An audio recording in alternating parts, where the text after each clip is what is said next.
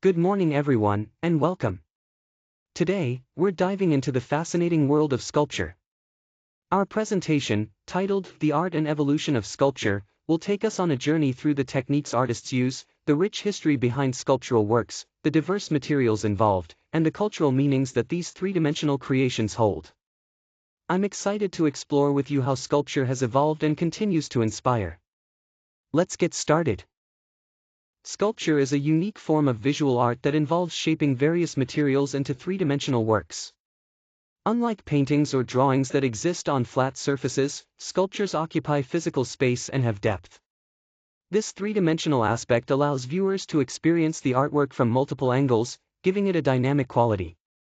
Sculpture also includes a wide variety of techniques and styles, all focused on creating tangible objects that interact with their environment in distinctive ways. This makes sculpture a versatile and expressive medium within the art world. Sculpture plays a vital role in both art and culture, serving as much more than just a decorative element. It's a powerful medium through which people express their emotions, tell stories, and preserve memories. Beyond individual expression, sculptures often reflect the deeper cultural identity of a community, capturing religious beliefs and social values that define a society. Many sculptures stand as public monuments, becoming landmarks that people recognize and relate to, while others act as personal artifacts with intimate meaning. Ultimately, sculptures bridge the present with the past, helping communities stay connected to their history and heritage in a tangible, enduring way. Sculpture stands apart from other art forms primarily because it exists in three dimensions, unlike paintings or drawings which are flat and two-dimensional. This means sculpture occupies and interacts with physical space, giving it a tangible form you can often walk around and experience from multiple angles. There are different types of sculpture as well. Some are freestanding, meaning they can be viewed from all sides, while others are reliefs, which are attached to a background and project outward. Many sculptures invite touch or interaction, making the experience even more engaging. Another key aspect is how sculpture interacts with its environment, using light, shadow, and spatial relationships to create dynamic effects. This connection with space and surroundings is really what sets sculpture apart from purely visual art forms, making it unique and often more immersive. Sculpture has a rich history that begins in prehistoric times, where early humans created simple carvings and figurines. These primitive works laid the foundation for what would become a diverse and evolving art form. Moving forward, ancient Egyptians took sculpture to a monumental scale with their massive stone statues, which often carried deep symbolic and religious significance. Then came the Greeks, who transformed sculpture by focusing on refining form and realism, capturing the human body in idealized and lifelike ways. Building on this heritage, the Romans introduced new innovations, such as detailed portraiture and narrative reliefs that were essential elements in their public buildings, blending art with storytelling in a way that was both functional and decorative. Medieval sculpture was deeply rooted in religious themes and often served a didactic purpose, telling biblical stories to a largely illiterate population. These sculptures were frequently integrated into architectural structures, like the reliefs you see on cathedrals, where they complemented the spiritual experience of worshippers. Moving forward to the Renaissance, there was a significant revival in sculpture, marked by a shift toward naturalism and humanism. Artists like Michelangelo transformed the art form by blending exceptional technical skill with a powerful expression of human emotion and form. This period reinvigorated classical ideals, merging tradition with innovation to elevate sculpture to new artistic heights.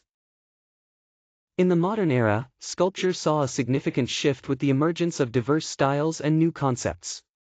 Artists began to break away from traditional forms and materials, opening up exciting possibilities for creative expression. Movements like Cubism and Surrealism were particularly influential, reshaping how sculptures were conceived and interpreted. Moving into contemporary sculpture, we see even more innovation, as artists challenge established conventions and incorporate new media and technology into their work. These sculptures often explore abstract or conceptual themes, reflecting broader changes in society and a deeper artistic exploration of what sculpture can represent. This evolution highlights how sculpture not only adapts to but also comments on the world around us. On this slide, we'll explore three distinct types of sculpture.